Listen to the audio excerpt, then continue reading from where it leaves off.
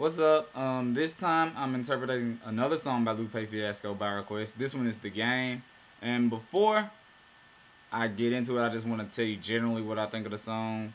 I think it's either in Lupe Fiasco saying he's trying to get lucky in life or trying to get lucky doing the right things, or it's this internal struggle with doing virtuous things or superficial things um, via rhyming and making money. To jump into it, let me just start off with the first phrase of the song. As I gently push up on the scene, I feel like ammunition for a slingshot. So, when you think about a slingshot, you know that a slingshot is being shot at something.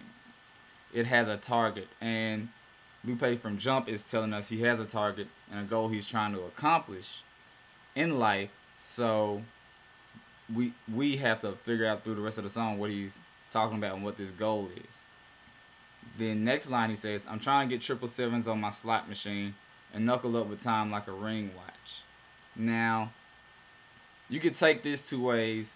My fiance seems to think I'm reading too deep into it, and maybe I am, but I believe that it doesn't matter why somebody created a song or what they meant to say. It's how you take it. So I'm gonna give you what it could mean and what I think it means.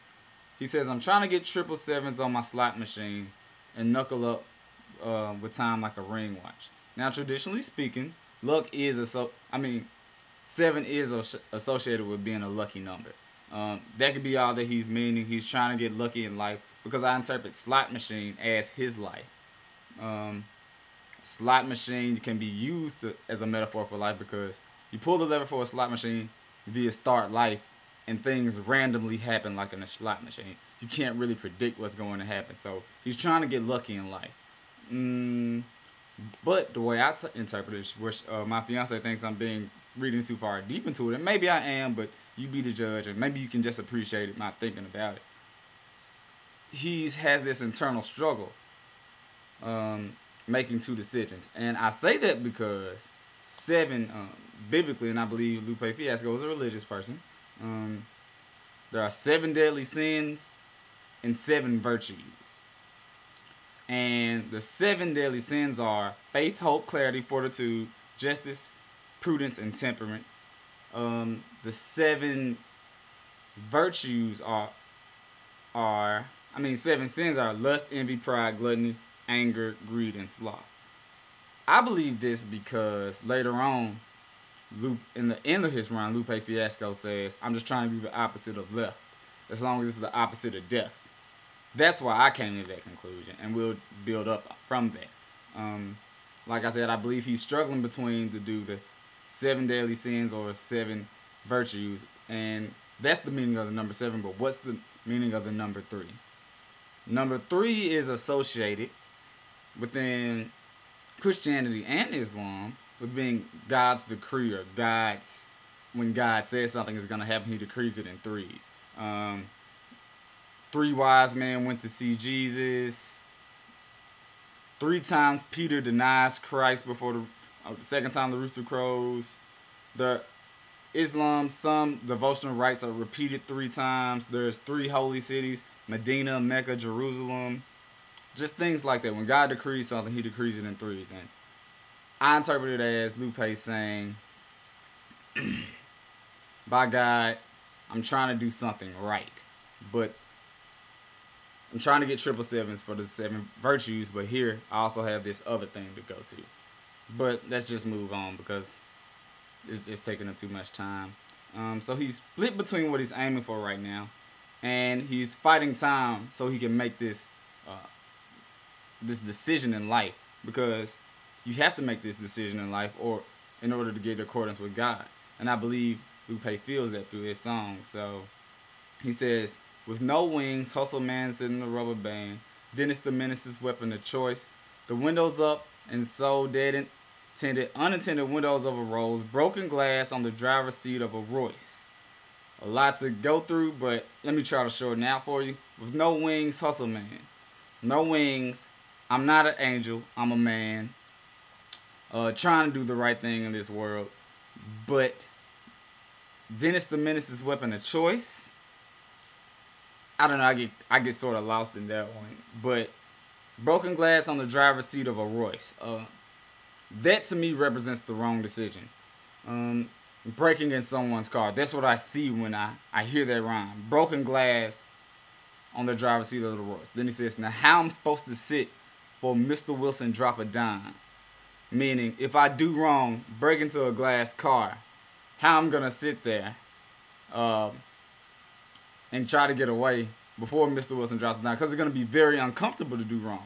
And to do wrong makes you feel inadequate. And there should be sort of drawbacks to doing wrong. And I think he's generally trying to oppose that in the first 16 bars of the song. Now the second 16 bars, I think he sort of considers, what if he took the superficial road? He says, I'm a ghetto superstar, handprints chilling and my name written where the pavement lay. Where he's considering the luxuries of superficial rhyming and how you could get paid and become famous from spitting random garbage that a lot of people do, but get paid lots of money and lots of radio play just to do it. But he says at the end of the second stand, but I'm Bruce Willis, I don't feel it, while you break yourself like a car jack. So he's saying in the end, morally, ethically, that's just playing yourself. I don't see if you've seen the movie Unbreakable, a personal favorite movie of mine. So he said, I'm Bruce Willis, I don't feel it. He's unbreakable. In Unbreakable, Bruce Willis' bones couldn't be broken, blah, blah, blah. He was like a superhero, but, out of turn.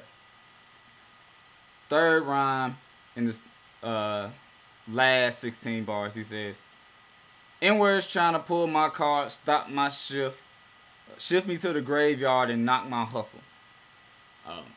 Here I think he's talking about people are trying to stop him to get off the virtuous path or just even a conscious path of being ethically responsible when he writes his rhymes. And people are trying to push him to do the dumbass shit that he tries to go against when he makes the Dumb It Down song that he talks about.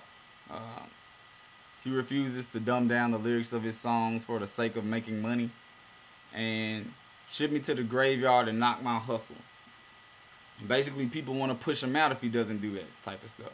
And knock his hustle on doing the social, economic conscious type of thing, And he says, they hope I don't know and free up my delivery and at the same time mark my magnificence. So people are trying to sway him not to use his style because it's not popular and it's not really, people see it's not really a way of getting fans. And if you want to get fans, get them hooked on this shit right here. And he's saying, no, I refuse to do that. I'll do the opposite of left as long as there's the opposite of death. And now, I think it says, take into the life of anybody who's the opposite of right or something like that. But the last line I just really want to look at here is, I correct, you addressed, I a pair of pants, I a Motorola, you are just a pair of cans. What he's saying is, in the end, I'm going to go with what I'm doing, the virtuous, ethical, conscious type rhymes that I spit. I'm going to keep going with them because I'm right and you're obviously wrong. Now, I sort of disagree with him saying you address I a pair of pants because that's a little tad bit sexist. Because what he's saying is, you're a pussy, you ain't got no balls. I'm wearing the pants here. But you know what that means. He's saying, you're a bitch. You're a bitch for selling yourself out. And you shouldn't do that. I'm Motorola, you're just a pair of cans. I'm the one that's getting the message out clear. You're just doing some primitive shit. Shit that shouldn't be respected. And it reaffirms that he is correct on the route that he's taken. And makes fun of other rappers just by calling them bitches and pussy. I don't really agree with that last line, but that's just the way I see it. Sorry, that one just a little bit hard and it threw me off trying to interpret it. Because maybe it all just means, look, who knows? You'd have to ask Lupe why he wrote that rhyme. But for now, that's all I can give you. Next time, I hope to interpret a Nas rhyme off his last album, Untitled. Until then, peace.